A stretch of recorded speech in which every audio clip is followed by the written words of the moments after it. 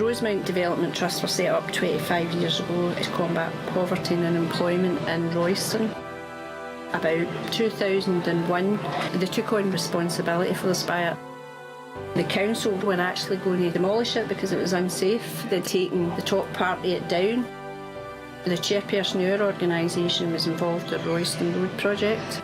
They got involved in saving the spire, and in the process our organisation agreed to take on ownership and responsibility for the spire after it had been refurbished and upgraded. There was funding secured and there was new clocks with lighting installed, and it was lit up for a number of years. The council took responsibility for the first 5 years to maintain it. It wasn't that well maintained, mainly because I think there wasn't easy access to upgrade the lighting, so as a result the lights all went out, the clock stopped working, and it's been lying like that for a good few years. This year it's 150 years old, so we decided let's have a community celebration and celebrate the fact that we've got a new listed structure in Royston. There was funding secured from the big lottery to carry out an oral history project. Your father was a minister. About 1985, probably, the Church of Scotland told my dad to prepare for demolition, get it delisted. It was only B-listed at that point.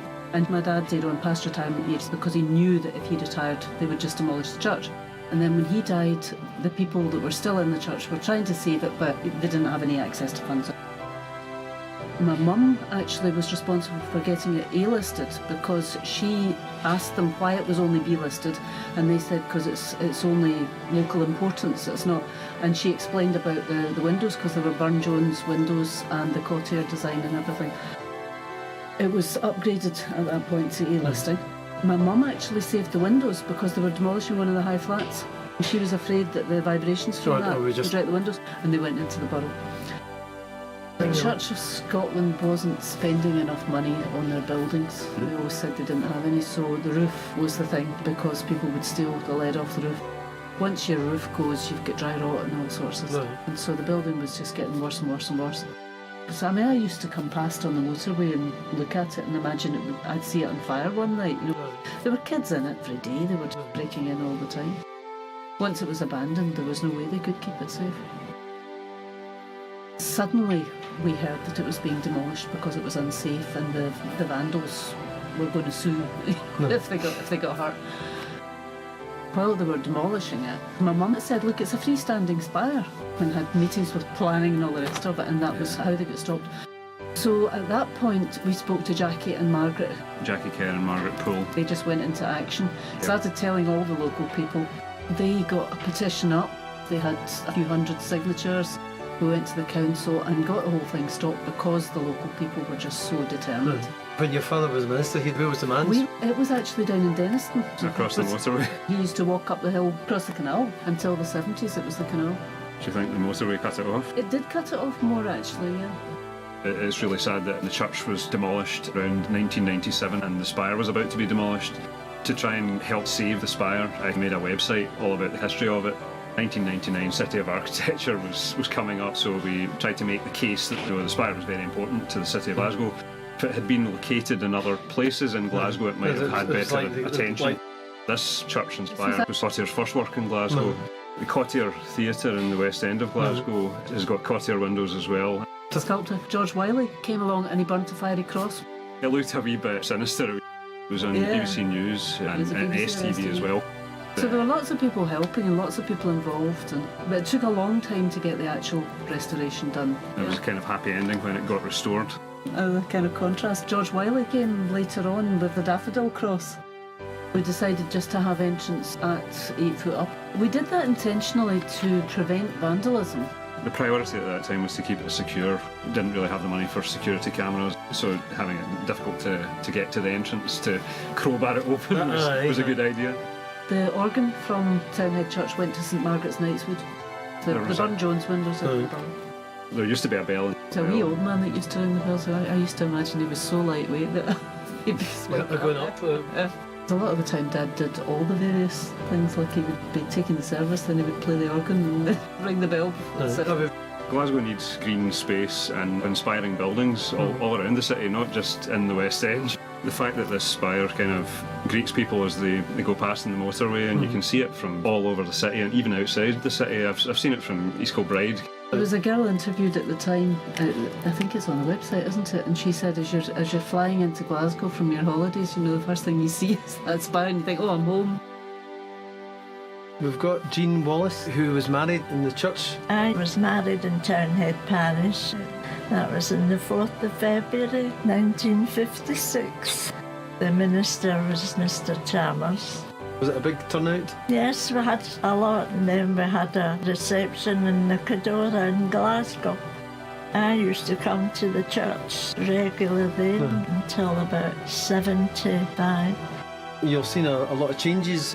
Don't know how much changes in Blochern because I never lived here. It was the idea of it being my mother's church as well from a way back. Our first communion was 1908. And where did your mother come from My originally? mother came from Turner Street before she got married. She was a member of here, but I think that's all the way now. Could you tell us your age? 92. I can't believe it myself. My mother was 89 when she died. What games did you play as a child? Skipping ropes and peaver. Used to get into the brownies. Where did you work and what did you work as? I worked in the railway offices as a typist, bookkeeper. Well, we've got the McNivens. We understand that you were married in the Blochern Townhead Church. If you have any memories. I grew up in Townhead. Met my wife, who comes from Townhead as well. So I got married in the church by Reverend Houston.